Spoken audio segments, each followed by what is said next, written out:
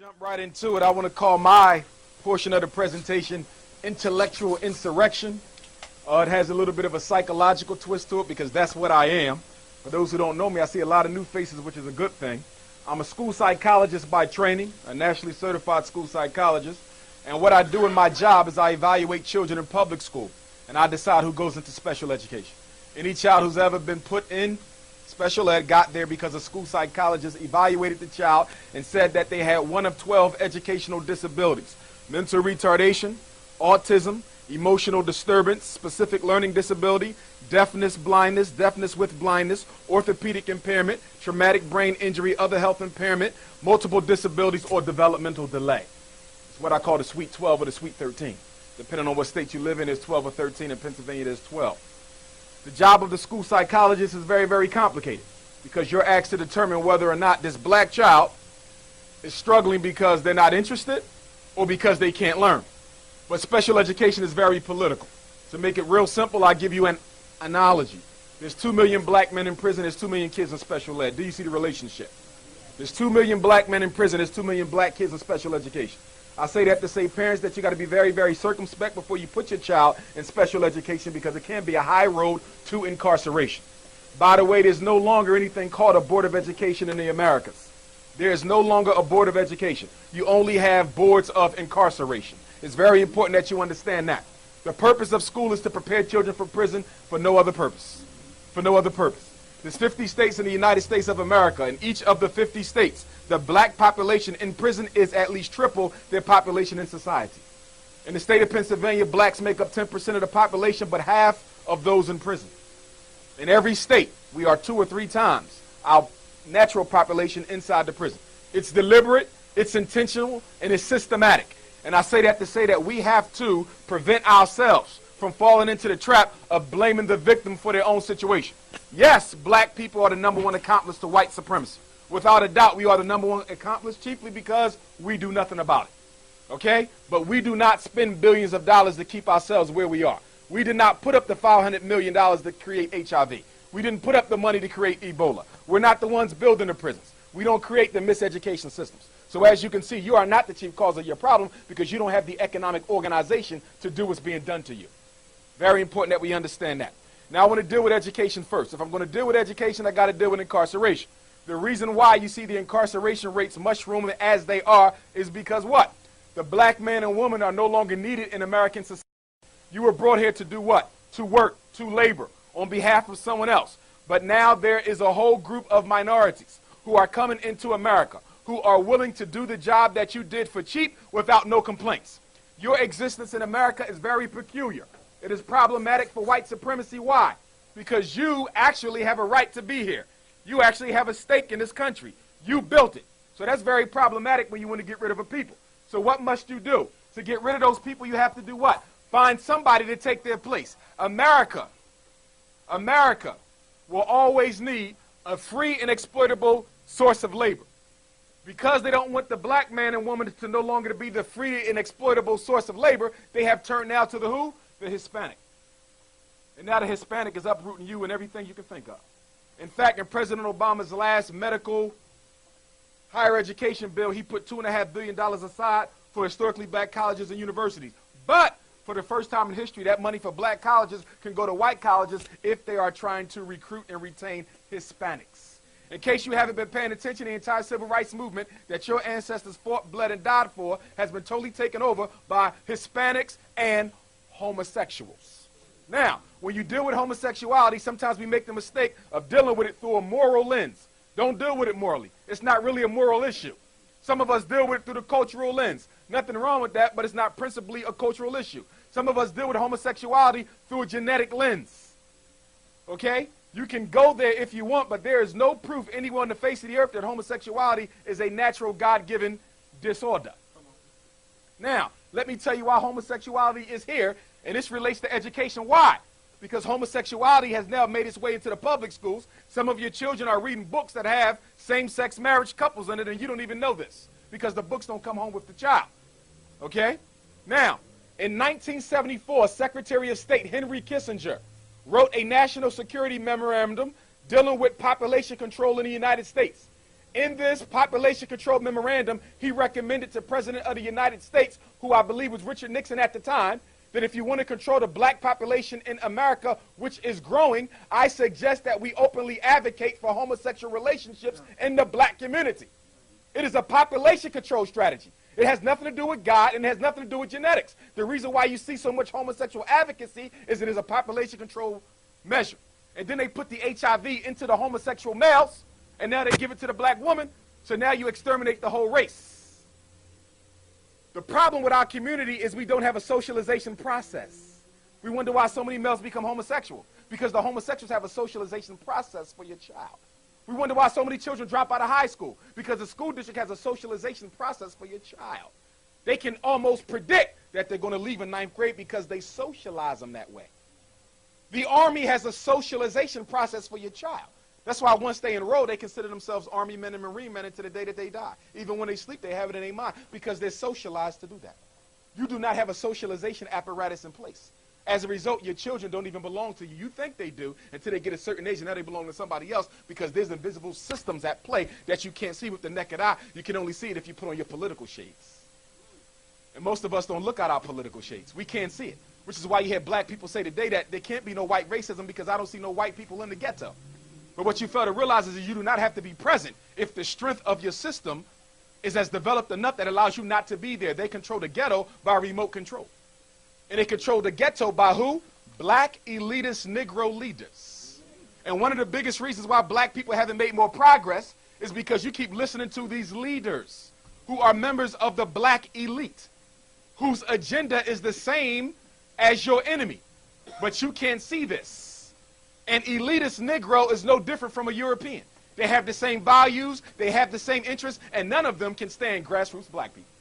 Which is why any elitist Negro leader that you see, they don't live with you, they don't struggle with you, and they don't like to be seen after dark anywhere around you. They simply tell you what to do. In fact, as Attorney Alton Maddox in New York said it best, he said that there are no Negro leaders in America, there are only Negro brokers. Their job is to broker deals between the power structure and the black masses to keep them at peace. If you don't believe me, look at any revolt that almost turned into any kind of an organized struggle. In every situation, you see what? A Negro leader being sent in by the power structure, not to organize your issue and present it in the right way, but to silence you altogether. Watch them. Some ministers, but not all. Some businessmen, but not all. Some politicians, but not all. But the key ones, without a doubt.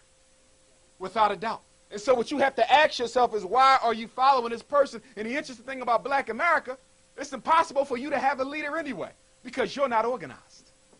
Organized groups of people choose leaders. If you notice, nobody can give white people a leader. They have an apparatus in place for that. You've never heard of someone giving the Orientals a leader. They have an apparatus in place for that. Black people are the only people on earth who you could tell them who's leading them without them actually giving their own informed consent, as we call it in psychology.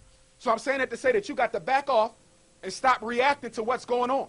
And if we're going to talk about reacting to what's going on, I got to talk about President Obama. Now, many of you didn't know this man 3 years ago. In fact, the first that most of us heard of him was during the aftermath of Hurricane Katrina. If you go back to Hurricane Katrina, the United States government decided, and by the way, the government is nothing more than a group of men who carry out the wishes of the corporate gangster bankers. Let's be clear. Okay? That's it. The people in Washington, D.C. do nothing but carry out the orders of the international corporate conglomerate. The government is not run by votes, it's run by bucks. Very important that you understand that. But anyway, in the aftermath of Hurricane Katrina 2005, former President Clinton and current president at the time, Bush, were on their way down to shake hands with the victims of Hurricane Katrina. Not to do anything about it, just to shake hands. But anyway, President Obama, who was then Junior State Senator Obama, was over in Russia on some foreign relations business on behalf of the Council on Foreign Relations, the board of which his wife sits on. Now, by the way, CFR was started to rip Africa off of its resources, by the way. In fact, the CFR goes back to the 1920s. And believe it or not, its creation was actually spurred by the work of the Honorable Marcus Messiah Garvey, who had organized black people all across the world. Okay? So that's where the CFR comes from. So if you belong to the CFR, whether you are Michelle Obama or Jesse Jackson, who's also a member, you are there to help the white power structure rape off poor black nations. Or should I say disorganized nations, because there's really no such thing as a black nation, because what is in the soil of Africa and most other so-called third world nations makes the world go around today. If you shut down Africa's borders, white supremacy would fall overnight. So understand that we are at the center of everything that goes on in this world, whether we are in control of it or not. But anyway, they told Clinton and Bush that you got to wait till Obama comes back before you go down and shake hands with the victims. So let me ask you a question. If he wasn't chosen to be the next president of the United States, what the hell was he doing with two current presidents? They chose him before you knew him. So you got a bad habit of celebrating when there ain't nothing to celebrate about. Now, when Obama first ran for state senator of Illinois, he ran against Bobby Rush, former Black Panther from that section of the city, of that state, Chicago, Bobby Rush. Bobby Rush blew him out the water. Obama comes back again and runs again, only this time he got the backing of the National Democratic Party for a state race, which is something you tend not to see. Not only that, once he wins, he is invited to be the keynote speaker at the 2004 Democratic National Convention. Okay, you know what that is like? If I'm not mistaken, isn't Shirley Kitchen a state senator? Could you imagine her being invited by the Democratic National Convention to be the keynote speaker? Well, that's what they did with Barack Obama. Why would they take a nobody, per se, and make him the keynote speaker of something that large? Because they wanted to see the reaction of white America to him. And the reaction was phenomenal. It was astounding.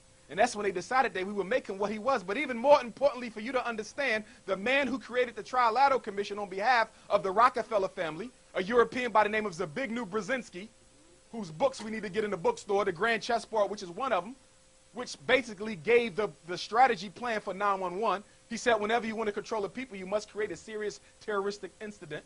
When people are afraid, they voluntarily give up their rights. Just like you do in your neighborhood because you're scared of the drug dealers, but you ain't once asked the government why they can't stop the drugs from coming in the country.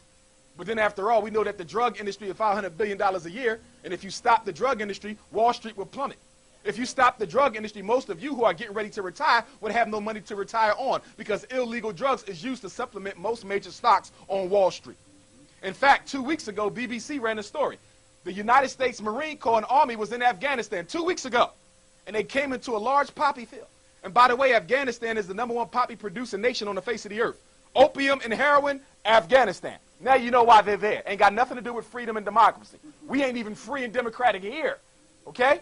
So anyway, they reported in the newspaper that the Marine Corps and the Army were forbidden by President Obama to burn up the poppy seed. So you mean to tell me you're in here fighting the enemy government who can sell this drug crop for millions of dollars to finance their war, and you don't destroy it? That's because you're not in there to destroy them. You're there to oversee your drug operation.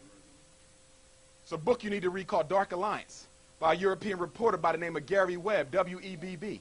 He's the one who was murdered after he published his book because he had uncovered, okay, that the United States government, okay, was trading guns for drugs and giving Central and South American gangs free access to black neighborhoods, helping them establish networks so they could sell their dope.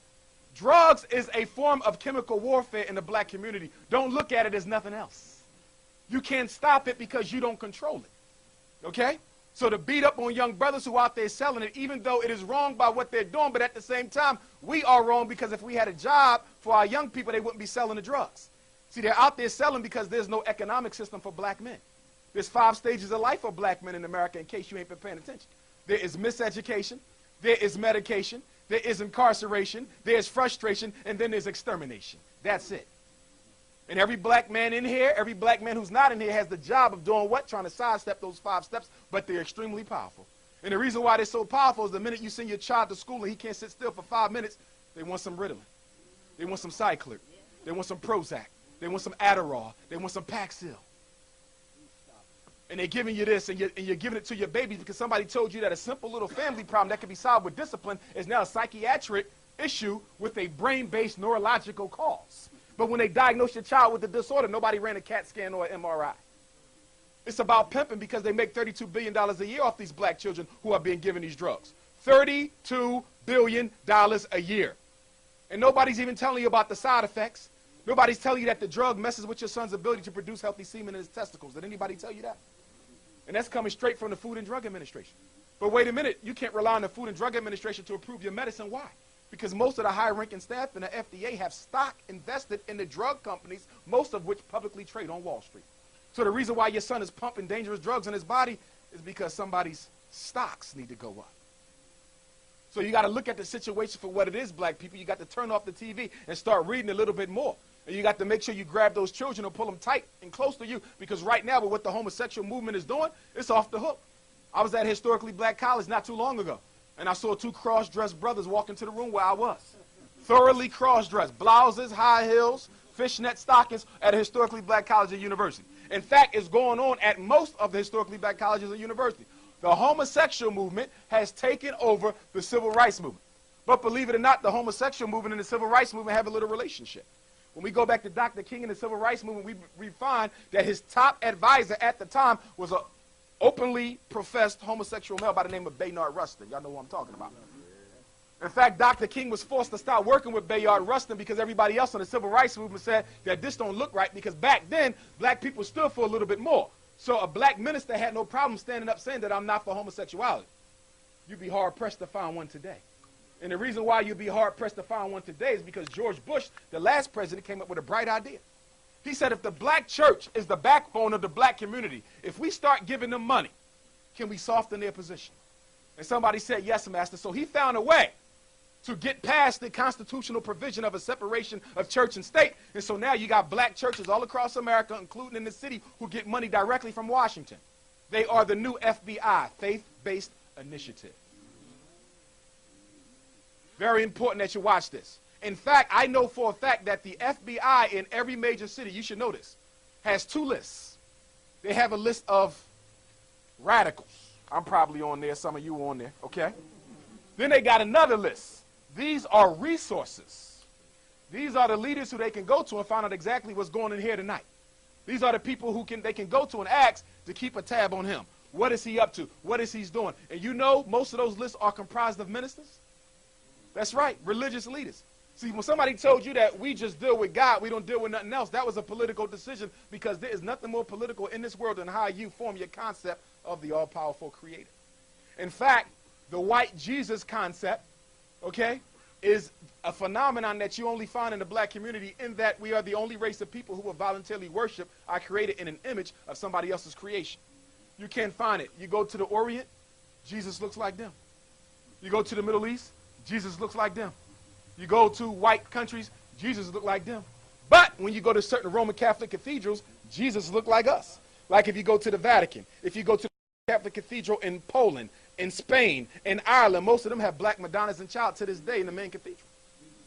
But the reason why there's a white image of a white Jesus in your church is because the mind works by symbols.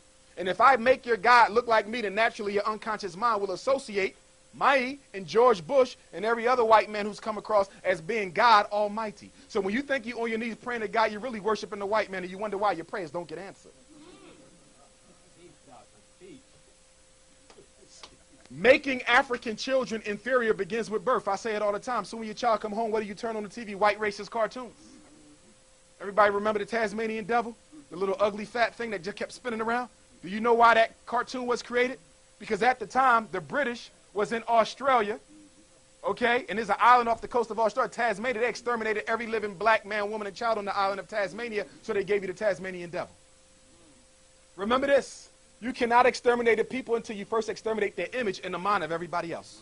Look at Hitler in Nazi Germany. Before he could attack the Jews, he had to do what? First have a propaganda campaign that made the Jews worthless in the eyes of everybody else. And that's what we fail to realize. It is only after you have been made a demon in the eyes of everybody else can you then be exterminated. But the interesting thing about Nazi Germany is that there was a population of 50,000 Africans who lived there and went through the same hell, and you don't find them memorialized at no Holocaust conference. Why you don't see no pictures of black people at a Holocaust conference? In fact, do you know that there was a group of black soldiers called the Liberators who liberated the European Jews from some of the worst concentration camps that there are? And to this day in Germany, European Jews have an annual celebration celebrating the black soldiers who saved them from Hitler. One thing you got to understand about movies and motion pictures is there's nothing entertaining about it. It's all political. Do you know that there is an office, a committee in the United States Congress that must approve every movie that comes across the movie theater? Why you think you never seen a real movie on the Nat Turner insurrection? Why you think you never seen a real movie on the Garvey movement? Why you think you never seen a real movie on the slave trade? It's not allowed. Why? Because images can wake you up just like they was used to put you to sleep. And that's why when you see black movie producers, if you notice, they're not allowed to do any serious movies either. Or they keep showing you the same hood movie time and time again. Right now, we got a popular comedy out in the movies right now. A bunch of black men acting like fools over the death of their father. And to you, you think it has no image. But when a white person goes to the movie and they watch that, what do you think goes across their mind? They believe that this is what you are. I remember when I was at Millersville University, white boy smacked the black girl in her behind. He was joking around. When he got sent to the dean's office, the dean asked him, why did you do that? He said, I thought that's what they like because that's all I see on television. Images rule the world.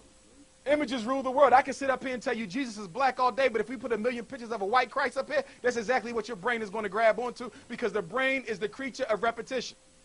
And that's why you got to make sure you do not raise your black children to believe that they have a choice as to whether or not they want to be a man or a woman. Tell them it ain't no choices in this house. You got to stand for something, because some of us are confused. The civil rights people got you thinking that you are being a hypocrite of the civil rights movement if you do not stand for diversity in sexual behavior. I got an email the other day. Somebody wanted me to come and speak and facilitate a discussion on sexual diversity. There was gays, lesbians, transgendered, transsexual, metrosexual. Every type of sex was out there. Half of them I never heard of before. Okay? So you got to be careful. You got men out there taking hormones, becoming women. You got women out there taking hormones, becoming men. I know, because at my graduate program, we had a class on diversity. They didn't talk about race. You know what they talked about? Homosexuality and lesbians. They've taken over the whole movement. And I'm saying that to say this. You got to stop trying to blend your struggle in with everybody else. Black people got a bad habit of trying to hold hands with every other person on earth who got some color in their skin.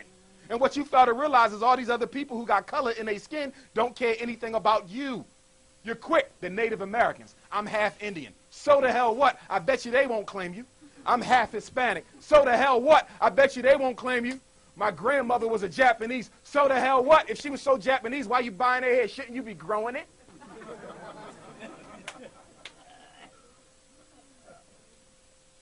Understand this. If a white person found out that his grandfather was black, you would never know. If a Japanese found out that his grandmother was black, you would never know. But let a black person find out that they got anything of anybody else in them, and you walk into their house, and their whole house is the flag of that other race, even though they want nothing to do with it.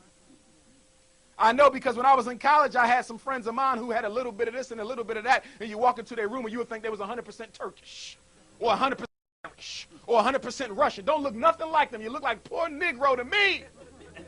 But you want to be something else. But anyway, here's the issue with Obama. And this is the one piece that you got to grab your mind around. And I don't know why I keep seeing Barack Obama's face on posters with Dr. King and Malcolm X, and most disrespectfully, the Honorable Marcus Messiah Garvey, who would probably spit in the man's face. Okay? And that's why people who do art, if we got any artists in here, you got to be a conscious artist. Okay? You got to stop making pictures that are big lies. Okay? Garvey facing Obama, that's a lie. King on the shirt with Obama, that's a lie. Why is it a lie? Because Dr. King was for reparations, read his speeches. Obama is against it. Dr. King is for civil rights and affirmative action. Obama is against it. Not only is Obama against that, he also said that he's not even interested in an apology for slavery. Barack Obama, your president. But guess what? It's our fault. Because everybody who voted for President Obama, we are the only group 40 million strong and shrinking, 40 million strong, who did not meet with the man before you pledged your vote. You got a bad habit of doing that. You want to know why the Hispanics got a Supreme Court justice out of Obama? Because they met with him first. You know why the homosexuals are getting everything that they want? Because they met with him first. The police met with him first. The unions met with him first. You didn't meet with him. You said his father was African. I said, well, he never knew him, but we don't care. He's half black. Let's vote. Somebody manipulated your consciousness and you ran out and voted for the man. And I'm not saying you did anything wrong, because you know you don't choose the president any damn way. The Electoral College chooses the president of the United States. See, that night that Barack Obama won, I was looking at the popular vote ticker. And on the popular vote ticker, he only beat McCain by 3 million votes. You know what that means? He only beat him by one small state. And that's why you wonder why he gets so much hate mail. People say, well, wait a minute, how he get so much hate mail? He won in the landslide. No, he won the Electoral College vote in the landslide. The people, he won by one state. But here's my issue. You ain't going to catch hell under Obama. You're going to catch more hell when he's no longer in office. Let me tell you why. You have went on record, us, the Negro people, have went on record as saying what? No matter what that man does not do for me, he can ignore me, he can ignore police brutality, he can ignore miseducation, he can ignore the over-incarceration of black men, and he's still my man. So let me ask you a question. 8 years from now, when Obama is no longer president of the United States, and Jim Brown the cracker is in the White House, and you go send the man with the perm up there, what's his name? You send Al Sharpton up there to go and debate for you. You know what that new president going to tell you? Get out my damn face. You just had a Negro in office for 8 years and let him do whatever he wanted to. You never hold him accountable one time. So how you think you're just going to start holding white presidents accountable, but the black presidents get to ignore you? I'll never do another thing for you for the rest of my life. I'm telling you, by letting Obama slide for a decade, you let every white president slide for the rest of eternity. And it's after Obama that you're going to see black folks catch hell like you ain't never caught before, because you let somebody manipulate your consciousness, and by manipulating your consciousness, they was also able to manipulate your loyalty. And another thing, I got to give a shout out to Black and Nobel. I know they got a diverse array of books up here. We got, the soft porn up here, but they still got the conscious stuff in the back. No, I'm going to tell you why I'm saying that. Because when you go to certain bookstores, particularly those that's owned by Europeans, you will find that the conscious black literature section has all but disappeared. Has all but disappeared. In fact, I was in one not too long ago, and guess what? I walked in, I said, well, where's the serious black literature? And they said, we don't sell that too much no more. And I said, well, why not? And they said, because y'all don't want to read that. I said, well, where is it? He said, you go upstairs all the way to the back, and it's on the left-hand side. The black literature section is about this big. The black exploitation section is as big as Walmart. See that? And here's the situation. Your young children, you got to watch what they read, because reading is access to the unconscious mind. I keep telling people that. The images and messages that are in written print can be sucked up by the unconscious, and the next thing you know, your child is living off the images that they got in the book or off the television. In fact, most of us should get rid of the TVs in our house. We don't even really need them. There's no benefit to it. In fact, I was at a lecture the other day. Some parents got mad at me. I said I wouldn't be mad if every high school in America shut down the football and the basketball team for 25 years. And they said, well, why would you want to do that? I said, well, the number one reason is the only person who benefits from black men being in the NFL and the NBA is middle-class white women.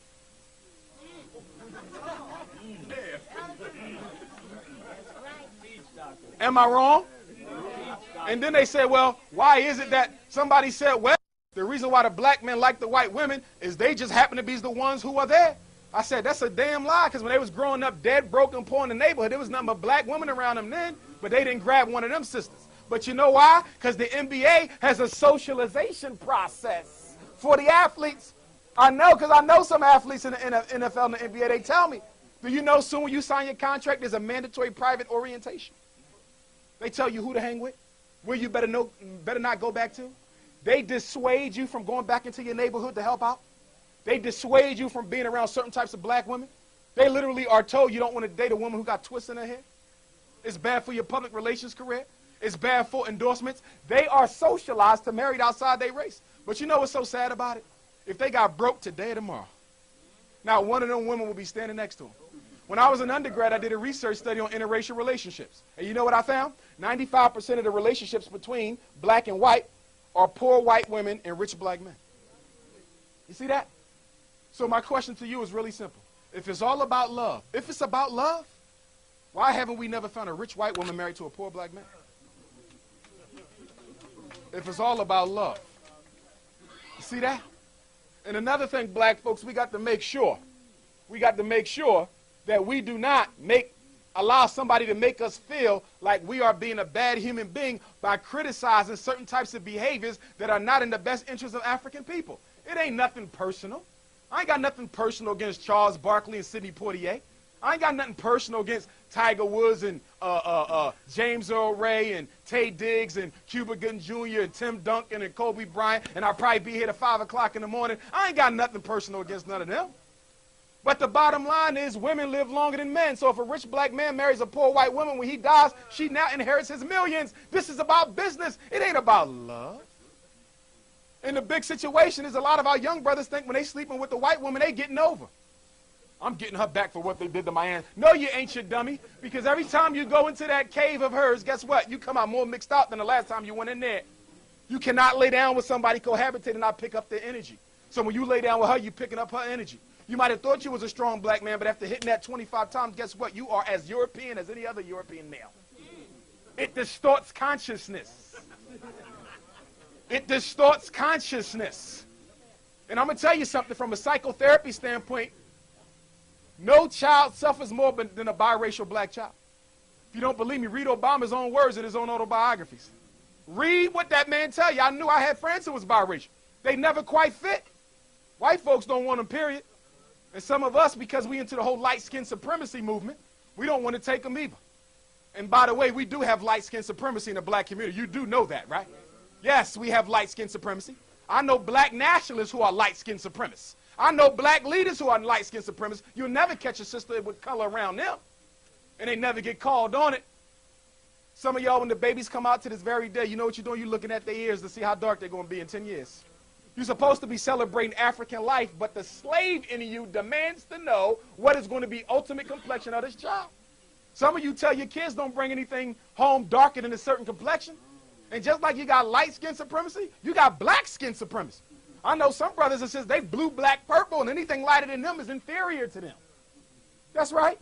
So the light-skinned kids get beat up and picked on in some places, and then the dark-skinned kids get beat up and picked on in other places. And what I'm saying is we got to realize none of us are responsible for how we got here, no matter how dark or how light. See, when you judge black people, you don't judge black people based on skin color. You judge every black person by 5 things, whether it's me, whether it's the leaders on TV, whether it's the person sitting next to you, whether it's your schoolmate. You judge them based on consciousness, courage, commitment, consistency, and creativity. Consciousness, courage, commitment, consistency, and creativity. For example, my black scholars who are working at the white colleges, but they love Africa so much, but all their kids go to white private schools, y'all know who I'm talking about. Y'all know who I'm talking about because y'all bring them to Philly 4, 5, 6, 7 times a year and never asking no serious questions. Live in white neighborhoods, kids go to white schools, but they in love with you. Yeah, the hell right. So you got to understand the difference between somebody who's struggling and somebody who pimping. Because in case you ain't picked it up, black leadership is a very profitable business. I'm surprised they don't trade it on Wall Street. Black leadership stock. Tell me I'm wrong. Right now we got a situation where most of your national black leaders have gotten quiet on the Obama question. It's a war going on in case you ain't noticed. And they all bourgeois fighting, so I don't want you to get too involved in the war, because even though I agree with Tavis and Dyson, they still elitist blacks. They're not coming in the hood to help you organize.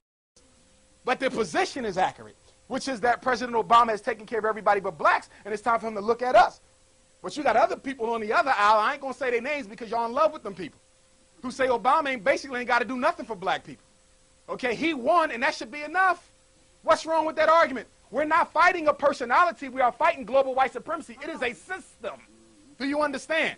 So whether I'm in charge or whether he's in charge, you must fight the system, because it ain't about the face you see. It's about the mechanical order behind it. And we've forgotten that. And we've forgotten that. And we've forgotten that. And let me go on to Africa for a moment. Some of us think that they don't want us in Africa.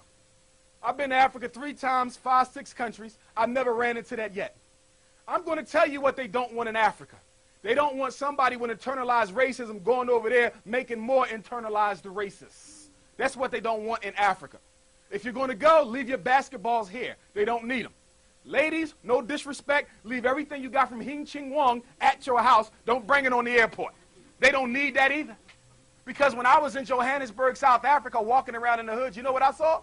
I saw black sisters in these wooden-made perm factories, burning their skin, making a homemade lie, trying to look like you.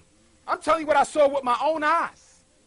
See, what black people have not grasped in America, you are the leaders of Africans around the globe culturally and financially. You gross $850 billion a year. You are the richest group of blacks on the face of the earth. There is no group of blacks who makes more money than the Negro in America. In fact, there's only 9 groups of people with more richness than you on earth. So there's only 9 groups of people who make more money than black Americans, Negro Americans, ex-slaves, whatever you want to call, because I don't know what an African American is. There's a hyphen in there. What's the hyphen going on? I think W.E.B. Du Bois said it best. I respect him a lot. He was a hater, though. He hated on Marcus Garvey and helped destroy the movement. Okay, but you got to look at the good and the bad in everybody. So I celebrate Du Bois' good, and at the same time, when I teach young black children, I got to teach them that he was a very, very jealous, Eurocentric man. And he wanted to destroy Marcus Garvey because Marcus Garvey didn't have a Howard degree.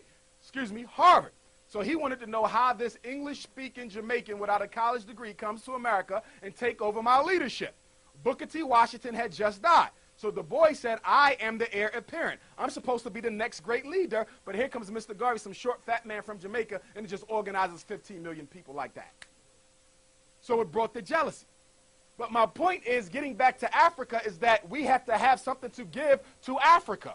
With $850 billion, do you know if we were organized, no African nation would ever have to go in debt to the World Bank or the International Monetary Fund? Do you know that?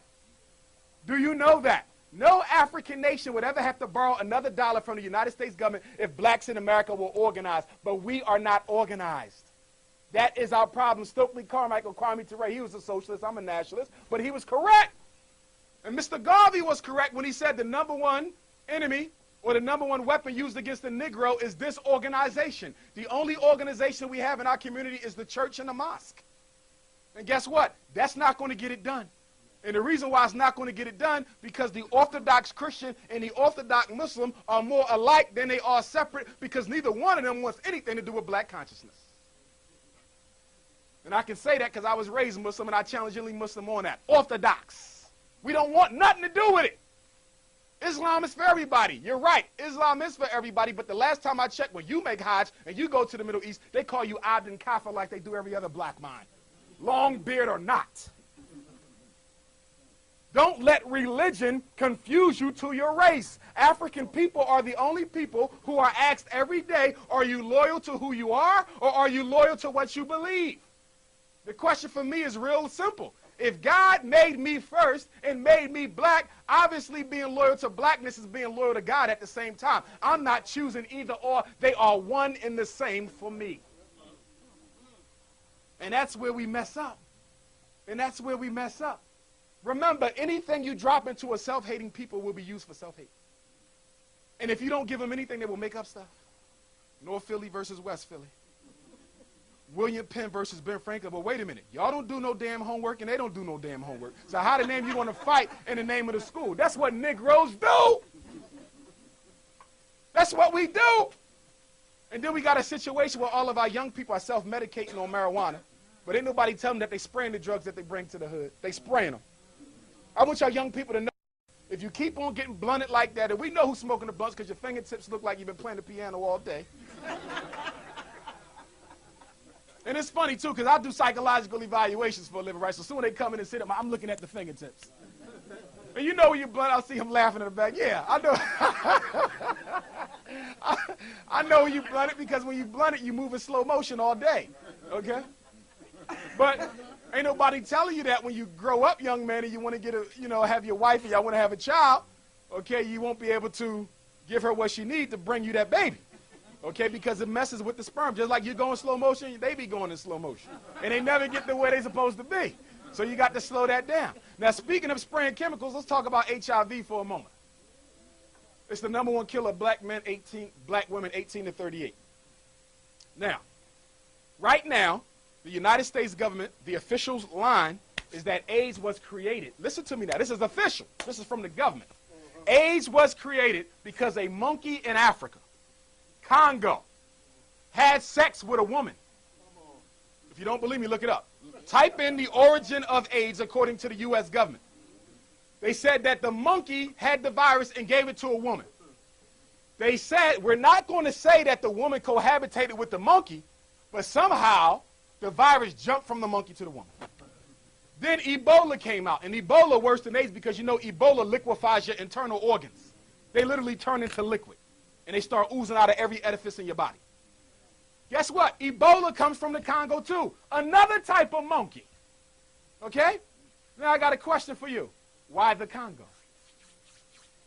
The Congo is the richest piece of real estate on the face of the earth. Do you know that there's more diamonds, gold, coltan, oil, you name it, in the Congo than any other nation on the face of the earth? In fact, we all got a cell phone right now, laptop at home, car outside, which you probably wouldn't have if it wasn't for a mineral called coltan. Cobalt and titanium, they bring them together, it makes coltan. You cannot have an electromagnetic communication device without it. The reason why the monkey had to come from the Congo is so you would never think about going to the Congo so nobody sees what the hell they doing over there. Do you know that they're actually fomenting the wars that's going on between the gangs? Arming this one, arming that one, giving them pennies while they run away with all the minerals. Why do you think they assassinated Patrice Lumumba back then, who in my opinion was the strongest of all the Pan-Africanists, okay? Because Lumumba said, you ain't going to steal from my country no more. If you want it, you're going to pay for it. So the CIA director, Alan Dulles, Eisenhower, and the rest of them got with the government of Belgium and said, you know what? Get him out of here. They took that brother, two of his comrades, and sliced their body up into little teeny pieces and put them in acid, and the only thing that survived was the teeth and a piece of his skull. And a couple years ago on BBC News, they did an interview with some of the Belgian officers who were there during the assassination of Patrice Lumumba, and one of the officers reached into his pocket, pulled out a napkin, and guess what he unrolled? He still had Patrice Lumumba's teeth. Ain't never did a day of jail in time, and he was laughing about it. Look at what they do to us, and then they laugh about it. But at the same time, young men, don't be so quick to run out there and fight because we good for that. I had one brother say, well, you know what, why don't we just start bombing cop cars? You silly Negro. First of all, they can see everything you do. And by the way, in case you don't know about the Telecommunications Act, every text message, every voice message, every email message, every phone message goes into a central repository. It is never destroyed or deleted ever. Okay? Did everybody hear me? There is no privacy in America. That was one of the first things they undone, and the latest Telecommunications Act came under President Bill Clinton. He did that. There is no privacy anymore. You are already being screened. You got, I don't want nobody in my business. Your business, hell, it's their business. You don't have no business. What business? Chicken wings, shrimp egg foo young? What business do you own? Because you ain't got a supermarket. You ain't got a private school. You ain't got an airplane or a submarine. By the way, Bob Johnson, who sold BET to Viacom for $2 billion, actually wanted to start the first black international airplane business because he saw how much money black people spend in the travel industry. And you know what they said? They said, nigga, here go a basketball. You better get out my face and give him the Charlotte Bobcats. That's right. That's right. Bill Cosby been trying to get a major network since the beginning of time. And I take issues with Bill, don't get me wrong. Okay? Don't get me wrong. But at the same time, he was a black man who was trying to buy a major network. They sent him somewhere else. See, there's certain industries that are not open to black folks unless they organize. How is it that Michael Jordan is the first former NBA player to become a majority owner of an NBA team? And the NFL still ain't had a black owner yet. See, what we fail to realize, my brothers who like running with the Eagles flags in your car, when you run around with that Eagles flag, you don't even know that you're supporting white supremacy. See, the Philadelphia Eagles is a corporation. The Philadelphia Phillies is a corporation. They buy, they trade, they sell, they exploit internationally. It's a white corporation. And we got a bad habit of doing that. It's amazing, too, because you'll see Irish people will have the Irish flag, Italian people have the Italian flag, and a Negro will have an Eagles flag and a Sixers flag on the other side of the window with some dark-ass glasses on, thinking he doing something. So we got to wake up. First of all, what we got to do, we got to start pulling that money together. You know why black folks don't own anything? Because we don't trust each other. We don't trust each other without money. Now you want to put a dollar bill in this? I get his brother $1. I'll be calling him every 5 minutes to make sure he ain't spent my damn dollar. Am I wrong? Am I wrong? You know why the Orientals get a head up on you? They get off the boat. 20 families will shack up in one house and won't nobody leave the house till everybody in the family got their own business. Do you know that? It's what the Indians do because everybody has a do-for-self collective mentality except the black man. And guess what? This is good because we need the education. But then it's got to be transformed into action. Because guess what? We have lectured ourselves into extermination. It is time for action. But the problem is, the truth of the matter is, most of us are not ready for that action. And so, guess what? Everybody else uses it except us. Except us. So where do I think black people are going to be at ultimately in the next 100 years? We're in the 21st century. Where do I think we're going to be in the 22nd? This is what I think. I don't think there's going to be a single African American left in the next century. I think you're going to be replaced with African immigrants from Africa. Why them? Number one, they need our intellectual genius. We have it. The immigrant Africans have it. They need it. Okay? That's number one. Number two, they got to find a way to get rid of you because they owe you too much. See, when you owe somebody too much, simplest thing that they do is do what? Gangsters? They get rid of them. So these 40 million black people, we got to get rid of them. The reason why you got so many prisons, people, ain't because you're committing crimes. The reason why you have so many prisons is because they're trying to get you out of the population as whole. That's why. And by the way, for my Pennsylvania parents, in case you ain't heard the news, there's a new law, the Keystone exam law. I did 3 lectures on this, but I want to give it to you real brief. This is the latest plot. Beginning in 2015 in the state of Pennsylvania, and this applies to any child you have from 7th grade or younger. Beginning in 2015, state of Pennsylvania, there's going to be 10 tests called the Keystone exam. Your child cannot fail more than 4. You must pass 6. If you fail more than 4, you do not get a high school diploma in this state. That's all 67 counties. That's all 501 school districts. And if you think I'm making this up, go to the Pennsylvania Department website. There's already 25 states who have this test. And guess what? States that have the mandatory graduation exams have some of the highest incarceration rates in the country. Pennsylvania is building 4 new maximum security prisons right now. Do you want to know why? Because they know your kids ain't going to pass that test. How do they know your kids ain't going to pass that test? Because you don't socialize them to pass that test. I mean, let's think about it. A black child is born, they run around the house for 5 years. They go to kindergarten, might know how to spell the first 2 letters of their name. But by the time they get to the 5th grade, they can't even read, but they got Xbox, all the latest sneakers, all the latest Christmas gifts at home. You are your child's problem, not the teacher. And you hearing this from a psychologist. I argue with parents. I don't care. I'm going to say, let me tell you something. Your son should have knew how to write his name before he got to my test. If you know your son can't read, why you ain't working with him at home, parents? If you know your daughter can't do math, why you ain't working with her at home? Do you know that if they don't get that high school diploma, they're going to get a certificate of completion, and they will be shut out of any life activity whatsoever? They won't even be able to go into the military, even though I don't think no black child should be going into the military because they're the first to die. They put them right on the front line. We was about 70% of the ground troops in the Iraq war back in the 90s. Furthermore, being a black person in the military is damn near being like a black person in the FBI, the CIA. By the way, do you know that it was undercover snipers from the U.S. Army that shot Dr. King? And it was the Ku Klux Klan who told them where Dr. King was. So believe it or not, the white secret hate groups worked with the government.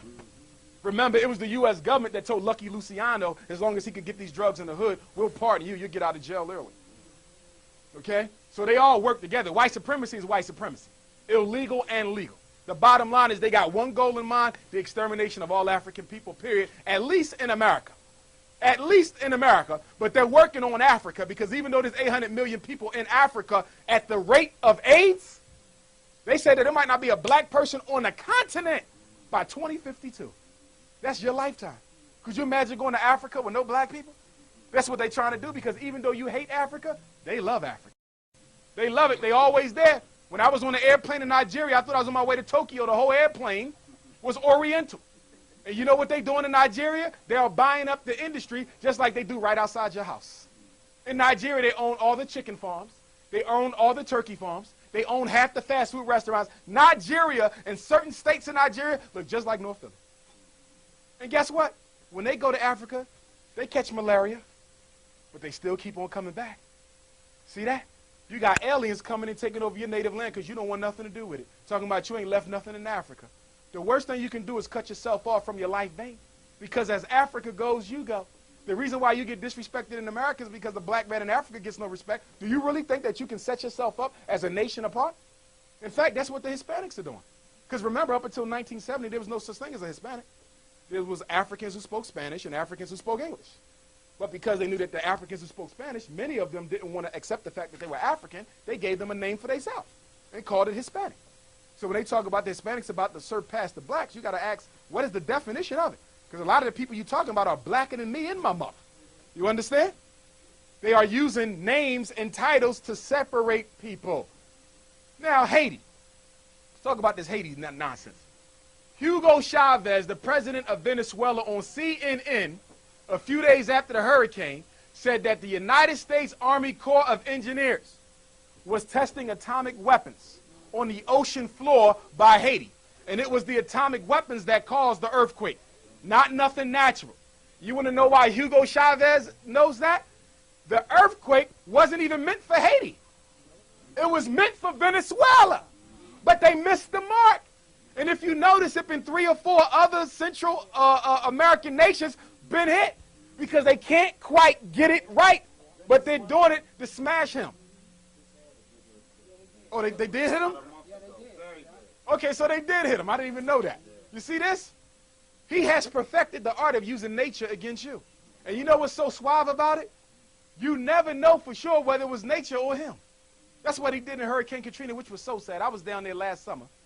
Okay, they ain't fixed nothing up in the Ninth Ward. Half the black people wasn't allowed to go back home. But the rich white folks was allowed to come in and rebuild. Do you want to know why they moved everybody out of the Ninth Ward? Why did they flush the brothers and sisters out? Because a few weeks prior, you know how they do the oil taps? They found oil under the projects. Yes! They found oil under the ground with all these poor black people, and they said, how are we going to let them get out of here and not know we got this? Somebody said, wash their asses out. And that's exactly what they did. For oil, good people. For oil. And last week, what President Obama said, he's going to give the okay to start doing off-draw oiling again. Okay? Everything is political. Everything is connected. Stop giving your enemy the benefit of the doubt. And one thing we got to agree to disagree on is this. Whatever your relationship with Europeans is your business. But when it comes to the business of organizing African people, what we do is none of their damn business. Some of y'all ain't realized that yet. You're the only people who will tell your intimate business to other people. Okay? Take a Korean businessman and another Korean businessman. They may respect each other as Koreans, but when it comes to selling sneakers to your kids, they're not going to tell where he getting his price from and where he getting his price from. Black folks got to do the same thing. We don't believe in racial hatred. That's not who we are. But I don't have to be an integrated fool not to believe in racial hatred.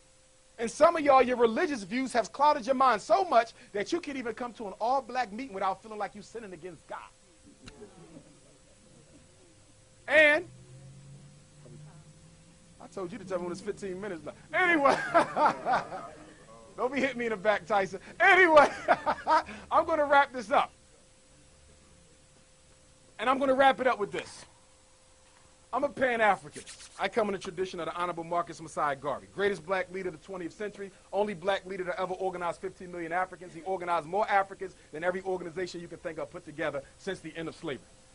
Not only did he do that, he gave us the red, black, and green flag. He laid down a strategic map work that led to the freedom of all of the African world.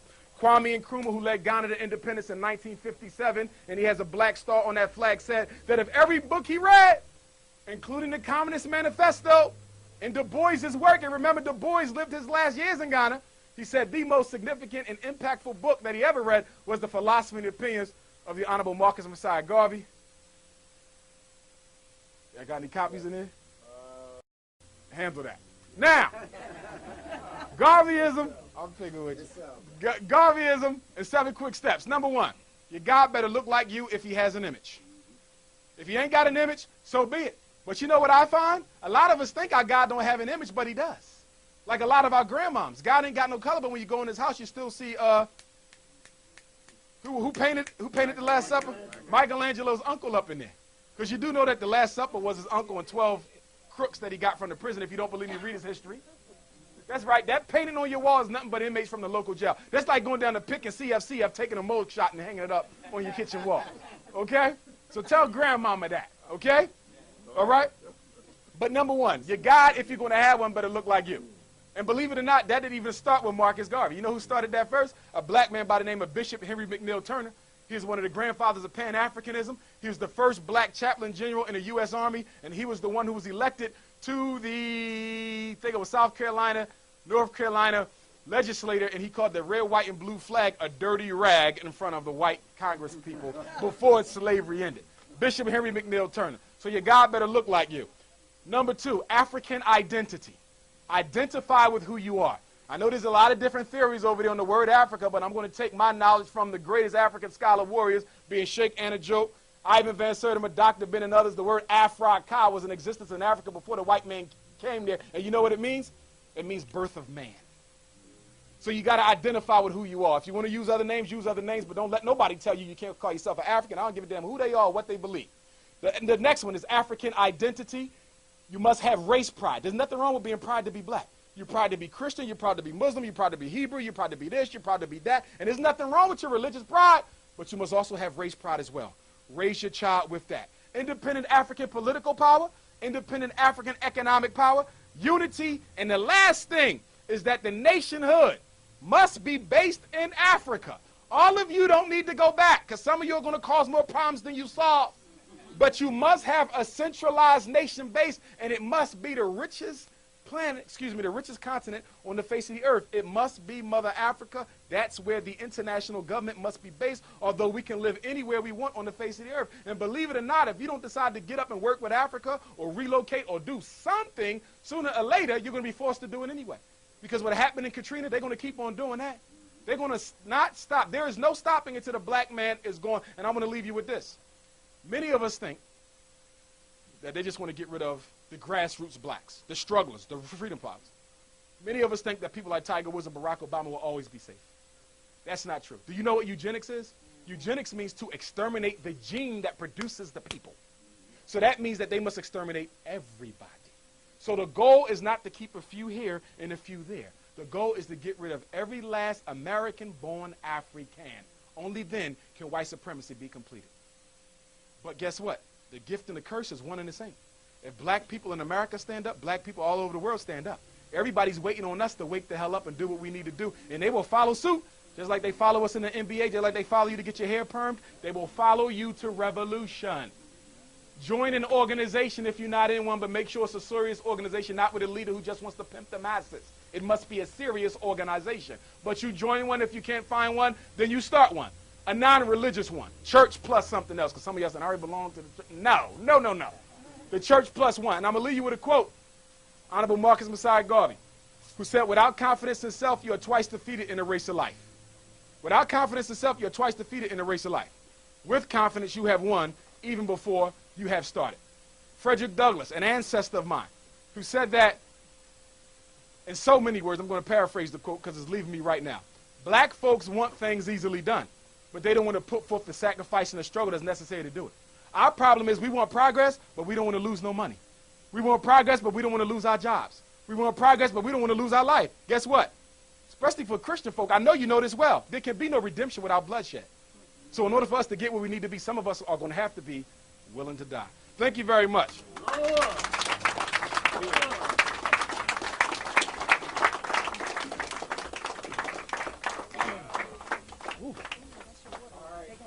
I'm going to give him a couple minutes to a few minutes to calm down, but I'm not going to take it off because he said so many things. We're just going to let you ask him a few questions right now before Professor Griff comes up here and makes you forget everything that he just said, because everything that he just said was very important. So if you have any questions for the brother now, especially pertaining to your kids in education, ask you now, please. Yes, sir. What's your outlook on music? Like, as far as music, not in just, the hip-hop community, but in music in a whole? I think music can be a very revolutionary force. It always has been. When you look at any great revolutionary movement, there was music to go with it, whether it was an African movement or a non-African movement. But just like music can wake you up, music can also put you to sleep. In fact, when you come into a community, if you don't know the mental state of the people, all you have to listen to is the popular tunes that they play. So if you come into the black community today and listen to our most popular music, it is self-denigrating, it is self-respecting, and it is consciousness-lowering. You follow me? At the same time, if you listen to some of our most popular music in the 60s, although you still had some of that, okay, some of the more popular tunes was stuff that was a little bit more liberating. And the responsibility of the black artists is, if they're going to engage in the foolishness, you must also put some cuts out there, okay, that are very, very powerful and spiritually uplifting. They're not doing that. Now, don't get me wrong, there was black on black crime before gangster rap, but gangster rap glamorized it. And since the presence of gangster rap, the degree of black on black violence has climbed. So for any rapper to stand up here and say that my music does not impact the black on black violence, that's a psychological lie. Music, and there's been studies to show that music can actually determine behavior, not to the extent that I go out and kill somebody, I can blame the rapper. I'm not talking about that. But there is an influential aspect to the music. In fact, in ancient Africa, they say that there is a part of your spine, you understand, that corresponds to every sound of music. And that in Africa, certain music was played to help your spirit come from your belly and go up to your consciousness. You see? So it's a very liberating force. The problem is black music is totally owned by Europeans. That's why when people say hip-hop culture, culture is progressive, culture is transforming, and most of all, you must own your own culture. Black people don't own rap music. You understand? Even the big-time people who we like to worship, they don't even own their own stuff. Okay? Universal Records, Interscope, there are no black people sitting on those board of directors. Nobody. You understand? But the people on TV are making you think that they own something. They own a little piece of something. But the bulk of the music that they make is going to somebody else. Music is America's second leading export industry. Did you know that? America makes more money off there's only one other product, and I forget what that was, that America makes more money off than music. Music is America's second leading import industry. If we control just what we made, we'd be trillionaires by now. You follow me? But we got to go back to the way black musicians used to operate, which was sell their own product. See, if you're in music, even if you're in publishing, you got to make a decision. I want to get famous and keep a little bit of what I make, or I don't get famous and keep everything of what I make. Do y'all understand? It is the central dilemma of every black person in business. If I sign with a big distribution company, I can get real famous. But my amount of the profits is going to be low. But if I continue to sell out my trunk, I won't be as famous, but I'm going to keep all the money. What do I prefer? I say don't be famous and keep all the money. We got to get back to ownership, because until you own, you don't control. And we got to make sure we influence our children to become owners of whatever industry they decide to pursue. If a child wants to be a doctor, you got to give us another black hospital, because we ain't had one. You understand? If a child wants to fly airplanes, you got to give us that black airline. Okay, if you want to be a lawyer, you got to own your own firm. We got to stop making our kids think it's comfortable to serve white people as long as you're making 6 figures. We are not after profit. This is where we mess up. Profit is not our goal. No. Power and control is. See, you don't have to be rich when you have power and control. Look at all the money black folks got. You understand? But you have no power. White man got power. He don't need the cash, because if I'm rich, if I'm powerful, I don't need money. I can make you do what I want done anyway. Money is unnecessary. Money is for people without power. Right. We need the power and we need the wealth. We keep telling our kids that money is power. No, wealth is power. We got to take the money and translate it into business, real estate, property, investments. Always make the joke. Give me an Oriental kid and a black kid. I'm going to get an Oriental kid $1 million. I'm going to get a black kid $1 million, and I'm going to come back 10 years later. The Oriental kid will probably have tripled that money. He will own businesses, international conglomerates. You know what? That black kid will have about 4 or 5 trucks, some old rusty-ass rims on them, a whole bunch of old played-out sweatsuits, old chains and sneakers. Y'all know what I'm talking about. You see that? All we want to do is spend money. See, one thing in this, and I'm going to leave on this, well, unless there's another question. The goal of slavery was to make the slave a willing accomplice in its own extermination. The goal of slavery is to make the slave a willing accomplice in his own extermination. If I can get you to play a role in your own extermination, I don't have to be in your neighborhood. If I can get you to play a role in your own extermination, I don't even have to be in a prison with you. I don't have to be in the corner store. I know what you are thinking. As Dr. Carter G. Woodson said, who was a Garveyite, he said what? With a slave, if you control a man's thinking, you ain't got to tell him to go to the back door. He'll go on his own. Right. It's the socialization. It's the conditioning. And if he goes back there, if it ain't no dog, brother, he'll knock one down and make one himself. It is the power of mind control. Slavery, post-traumatic slave disorder, is nothing but controlling a man's mind. And this is what I say to my revolutionary brothers. Some of them think they're revolutionary, but they're not. Okay? This is what I got to tell them. Before we can do anything else, we got to have a mental revolution first. Do y'all understand? Yeah. People want to go out there and fight with guns. People want to go out there and let's go build this. We can't. You want to know why? Because the 2 biggest enemies in the black community is what? Jealousy and envy. I don't give a damn how many books you read. Until we stop being jealous and envious of one another, we ain't going to get nowhere. How many times have y'all been in meetings with a bunch of other young black folks and somebody destroyed the whole damn thing? Jealousy and envy. Even when you study our history, you see some of the greatest black men we ever had were destroyed by other great black men because of jealousy and envy. And the problem with jealousy and envy is this. If this man has the secret that can liberate all black people, but I'm jealous of him, my jealousness is selfish. You know why? Because I will kill him knowing he may have been the one to free all y'all. So if I'm killing him, do I really care about y'all? Hell no, I care about myself and my ego. So us black men, before we come together as men and get done what we need to get done, you got to kill the envy and the jealousy. And that's why I respect Dr. King and Malcolm so much, because for the first time, 2 serious black leaders, other than Frederick Douglass and Martin Delany, was able to come together, agree to disagree, and King and Malcolm was actually going to join forces. Dr. Malcolm met with Coretta Scott King 3 weeks before he was assassinated. Dr. King was in jail at the time. They had sketched out a program for the Organization of Afro-American Unity and the Southern Christian Leadership Conference to come together and work together. J. Edgar Hoover found out about that. You know what happened to Malcolm. And then 3 years later, the Army, you see what they did to King. But that was the first time that 2 major leaders was able to put the ego to the side for the good of the race. If you got ego, you can't be for us. It's really just that simple. Anybody else? Yes, sir. Yes, I'm into like the conscious rap thing. I write the music. I mean, you know what I mean? I write the lyrics and I listen to all that kind of stuff. How many years from now do you think it would take to like get?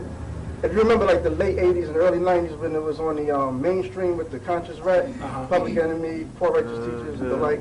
How many years from now do you think like you get it, not just back to that, but it could be a movement where we can, just, you know what I'm saying? Right.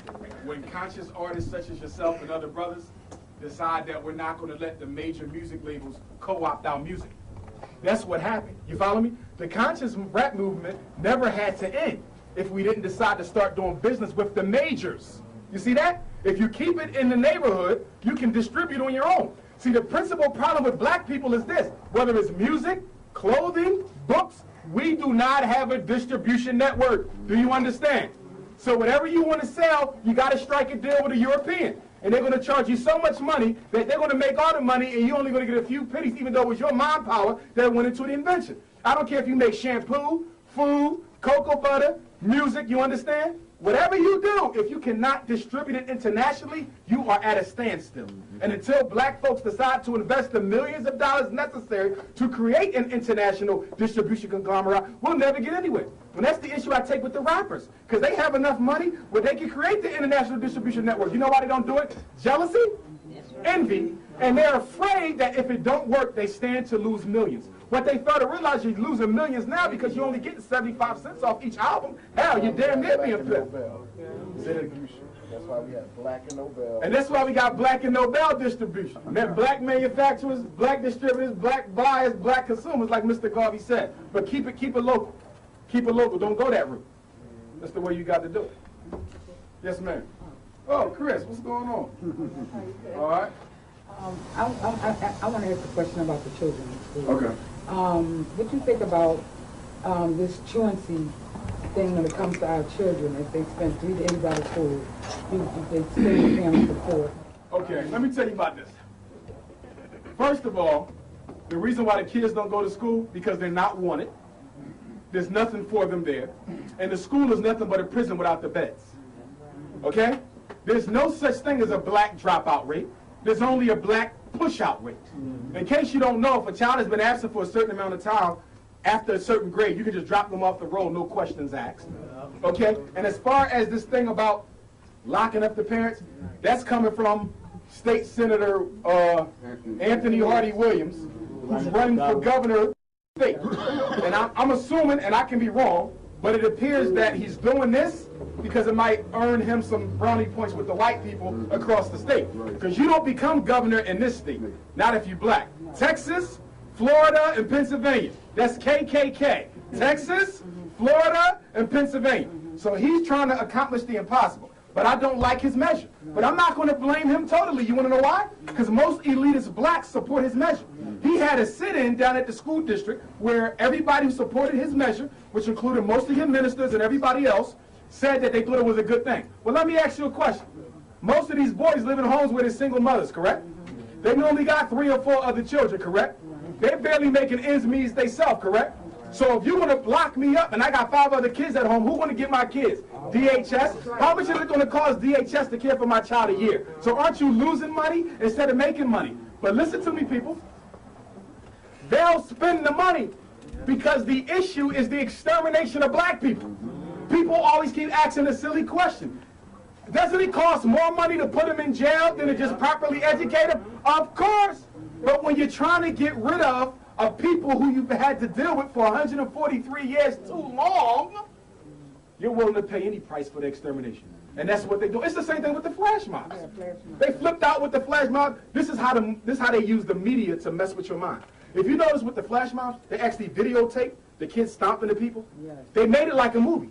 Remember what I said before? Before you want to exterminate and incarcerate, you must first do what? Destroy the image. Destroy the black male image. Now that the image has been destroyed on channel 3, 6, and 10, now when they start locking up kids all summer, putting them in the big paddy wagons, you want to turn another face because the media has already conditioned you to lose your compassion for the kids.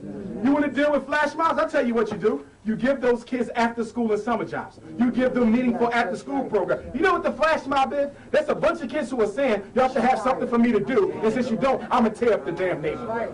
That's all it is. Thank you. Oh, we got one more.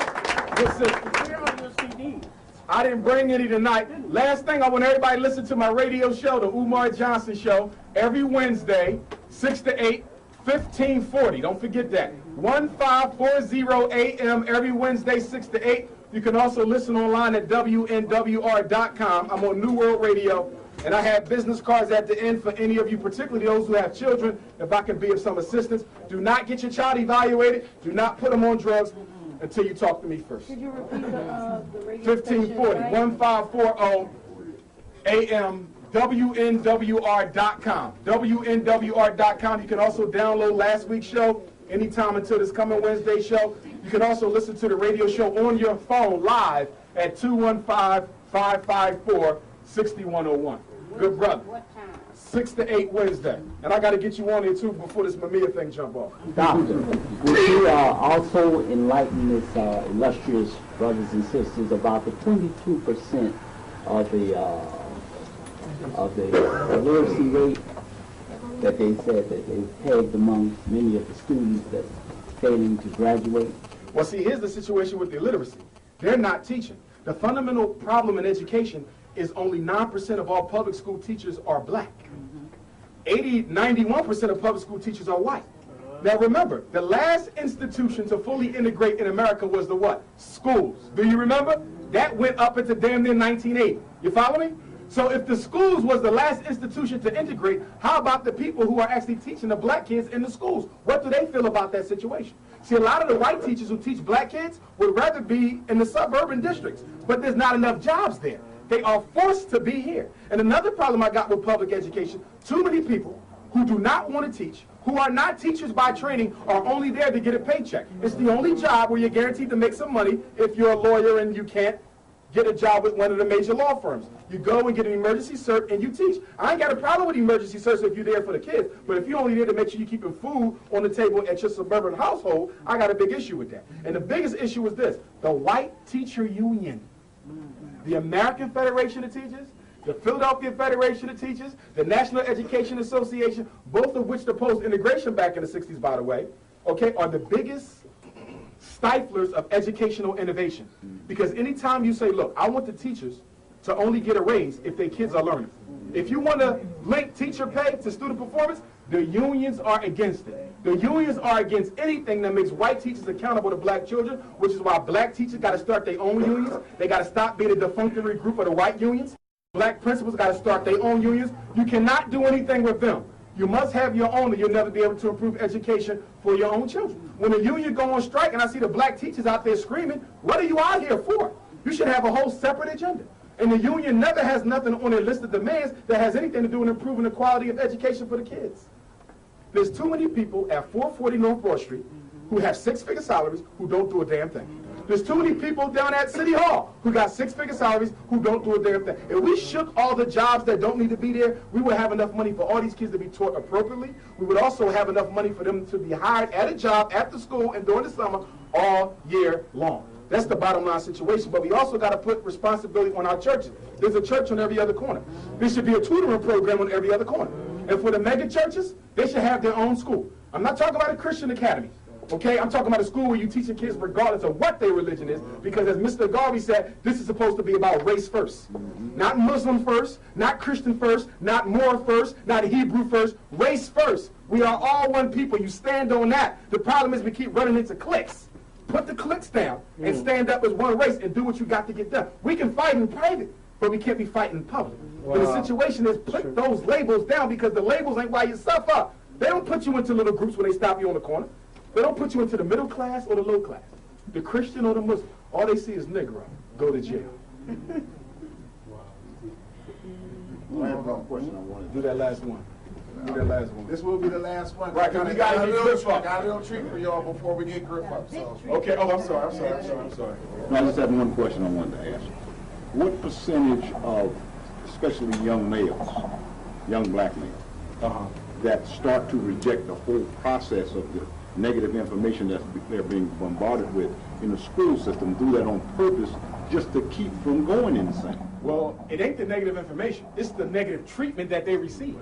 See, you got to remember, soon a black boy gets into kindergarten, he starts to realize that he's not treated like everybody else, even the black girls. He knows something different is going on, but he don't know what to call it. And then when he comes home, his mother and father say, well, it's all your fault. You need to just act right. He's like, damn, it really ain't me. Something else is going on here. So from the time that they start education, they get turned off because education becomes painful. And all human beings, everybody in this room is motivated to do what? Avoid pain and grab pleasure. So if I'm going to keep coming to school and I'm going to keep getting ridiculed, and we know, by the way, that teachers pay more attention to the kids in the class who look more like their own kids at home. So that means the darkest black boy is always in the back. And I think it should be against the law to put a boy's desk up against the wall and he don't even face the rest of the class. Y'all know what I'm talking about? But this is what they do in the schools. So they get criminalized at the age of 5.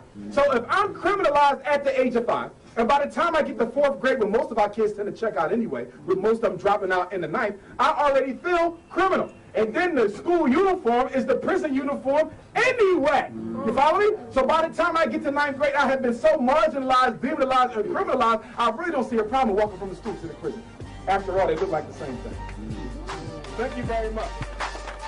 New World Overthrow.